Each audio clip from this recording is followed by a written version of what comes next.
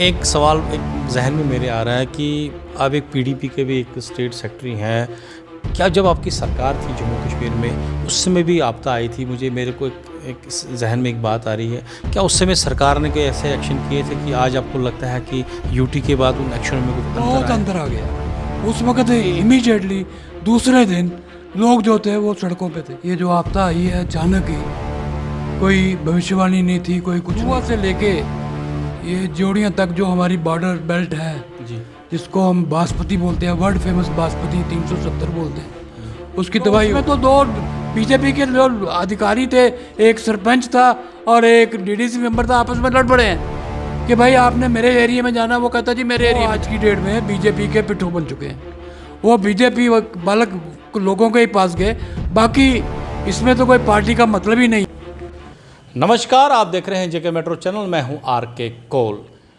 आज हमारे बीच Jammu Kashmir PDP party के स्टेट सेक्रेटरी सतपाल चाड़क जी हैं और उससे पहले वो एक किसान हैं। किसान आज जिस तरह से परेशान हैं, वो जम्मू कश्मीर हो, वो पंजाब हो, वो दिल्ली हो, पूरे देश में जिस तरह से आज आए दिन जो किसान है वो सड़कों पर होता है। लेकिन कुछ दिन पहले जम्मू कश्मीर में जो एक आपदा आई कुदरत की मार से, उस आपदा के बाद जो हालात बने किसानों के, आइए इसी विषय पर हम बात करेंगे सतपाल चाड़क साहब से। चाड़क साहब का बहुत बहुत स्वागत है हमारे चैनल में। शुक्रिया। जिस प्रकार का सर एक तूफान सा आया पूरे जम्मू कश्मीर की बात करेंगे, एक सुनामी आई, तो क्या लगता है कि किसान आज फिर पीछे चला गया है? किसान फिर 10 साल पीछे चला गया। ये जो आपदा आई है अचानक ही, कोई भविष्यवाणी नहीं थी, कोई कुछ नहीं था। एकदम से बारिश आई, बारिश के साथ ओले आ गए और कठुआ से लेके ये जोड़ियाँ तक जो हमारी बॉर्डर बेल्ट है, जी, जिसको हम बासमती बोलते हैं, वर्ल्ड फेमस बासमती 370 बोलते हैं, उसकी तबाही हो गई। कई जगह तो 110% नुकसान हो गया, लेकिन अमूमन जो नुकसान हुआ है वो 90 से 100% नुकसान हो गया जी।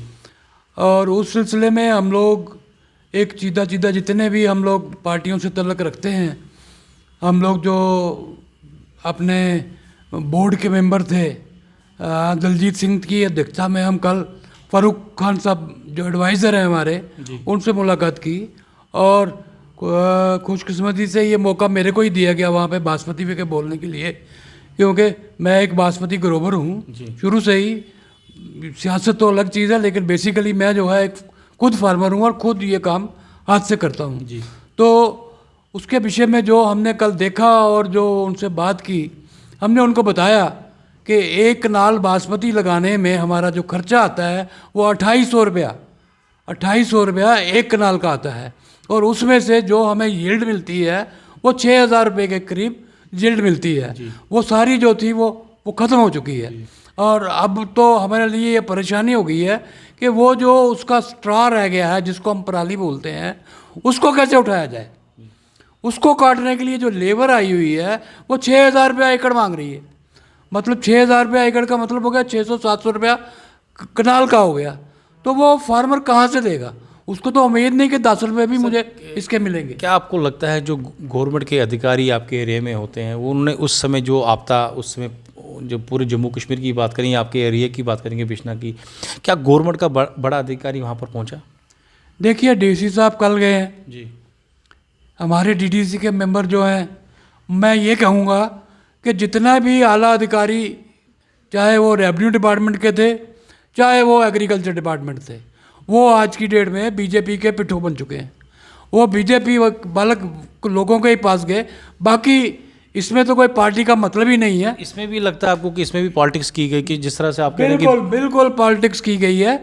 और जैसे कल डीसी साहब गए हैं, हमारे इलाके बिश्नाह में गए हैं, तो उसमें तो दो बीजेपी के जो अधिकारी थे, एक सरपंच था और एक डीडीसी मेंबर था, आपस में लड़ पड़े हैं कि भाई आपने मेरे एरिया में जाना। वो कहता जी मेरे एरिया में जाना।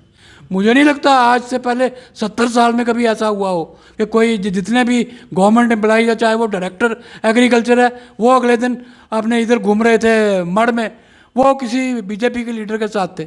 आज डीसी साहब जा रहे हैं, वो भी उनके साथ जा रहे हैं। आज मुझे लगता है कोई और आज एडवाइज़र साहब का टूर है, तो देखेंगे शाम को क्या रिपोर्ट आती है।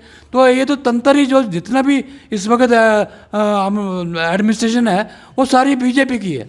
सर, ये आपका जो आरोप है कि जो भी इस समय जम्मू कश्मीर की जो सरकार में बीजेपी का ही बोलबाला हो रहा है, लेकिन एक सवाल बनता है सर, एक किसान के साथ भी इस समय पॉलिटिक्स की जा रही है। बिल्कुल की जा रही है, बिल्कुल।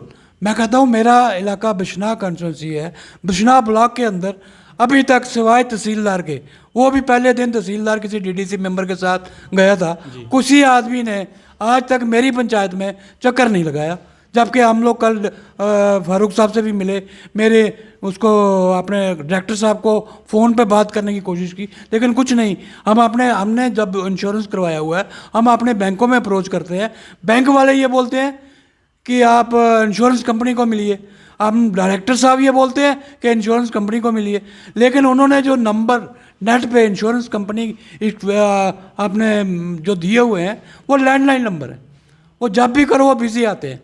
कल मैंने ये सवाल जो है ये एडवाइज़र साहब के सामने भी रखा कि अगर आपके अधिकारी जो एग्रीकल्चर के हैं वो कहते हैं जी उनको कॉल करो, तो इसमें एक प्रोविज़न है कि 72 आवर्स के अंदर अंदर हमने इंश्योरेंस कंपनी को इन्फॉर्म करना होता है। इफ़को टोकी इंश्योरेंस कंपनी है, वो उसने ये जो है जम्मू, सांबा, उधमपुर 3 डिस्ट्रिक्ट जो हैं वो उसके पास हैं। तो हमने बड़ी बार कोशिश की लेकिन उनका नंबर ही नहीं मिलता। एक सवाल एक जहन में मेरे आ रहा है कि आप एक पीडीपी के भी एक स्टेट सेक्रेटरी हैं, क्या जब आपकी सरकार थी जम्मू कश्मीर में उस समय भी आपदा आई थी? मेरे को एक जहन में एक बात आ रही है, क्या उस समय सरकार ने कोई ऐसे एक्शन किए थे कि आज आपको लगता है कि यूटी के बाद उन एक्शनों में कोई अंतर आया? बहुत अंतर आ गया। उस वक्त इमीडिएटली दूसरे दिन लोग जो थे वो सड़कों पे थे जी। और उस वक्त ये उस जो पुरानी गवर्नमेंट थी उस वक्त ये नहीं देखा जाता था कि हाँ भाई ये बीजेपी का है, ये पीडीपी का है, ये एनसी का है, कांग्रेस का, नहीं, ऐसा कुछ नहीं होता था। कोई भी अफसर जो था वो किसी भी पार्टी के लोगों के साथ बाहर नहीं जाता था, वो अकेला खुद अपनी मर्जी से जाता था। लेकिन आज तो सारा सिस्टम ही चेंज हो गया। आज कोई भी अधिकारी है वो बीजेपी के बगैर चलता ही नहीं है। पता नहीं क्या डर है इन लोगों को, क्या सिस्टम है ये, मुझे तो समझ ही नहीं आई इस बात की। क्या आपको लगता है कि जो आजकल जो आपके जो बेसिक नीड्स है इस समय आपकी, जो कि आपका जो खेत, हम खेती बोलेंगे इसको, कि वो पूरा ही लॉस हुआ है आपका, अब आपको क्या उम्मीदें हैं सरकार से कि आप आने वाले टाइम में सरकार आपसे क्या आपको आगे के लिए मीटिंग के लिए बुलाएगी? आपको क्या लगता है सरकार हमारे लिए क्या करने वाली है? जिस हिसाब से आप कह रहे हैं कि बीजेपी पर आरोप लगा रहे हैं कि वहाँ पर सिर्फ बीजेपी की ही पॉलिसी चल रही है, तो ये आप मीडिया के सामने जो हमसे बात कर रहे हैं कि अब सिर्फ बीजेपी का ही वहाँ पर बोलबाला है? बिल्कुल बीजेपी का बोलबाला है। तो इसमें हम लोगों ने कल एक मेमोरेंडम दिया है अपने फारूक खान साहब को, जो कि जिनके पास एग्रीकल्चर डिपार्टमेंट है। तो उसमें हमने उनको ये बात बोली है कि हरियाणा के पैटर्न पे या दिल्ली के पैटर्न पे या पंजाब के पैटर्न पे, जैसे उन लोगों ने, दिल्ली ने 20,000 रुपये एकड़ जो है वो मुआवजा दिया है, वैसे ही हरियाणा ने भी उसी की तर्ज पे थोड़ा थोड़ा ऊपर नीचे करके उन्होंने भी इस तरीके से जो मुआवजा दिया है। तो हमने भी उनसे ये डिमांड की है कि उस जो उन्होंने एक स्ट्रक्चर बनाया हुआ है उसको मंगवा करके देखा जाए और हमारे जम्मू कश्मीर के लोगों को भी उसी हिसाब से मुआवजा दिया जाए।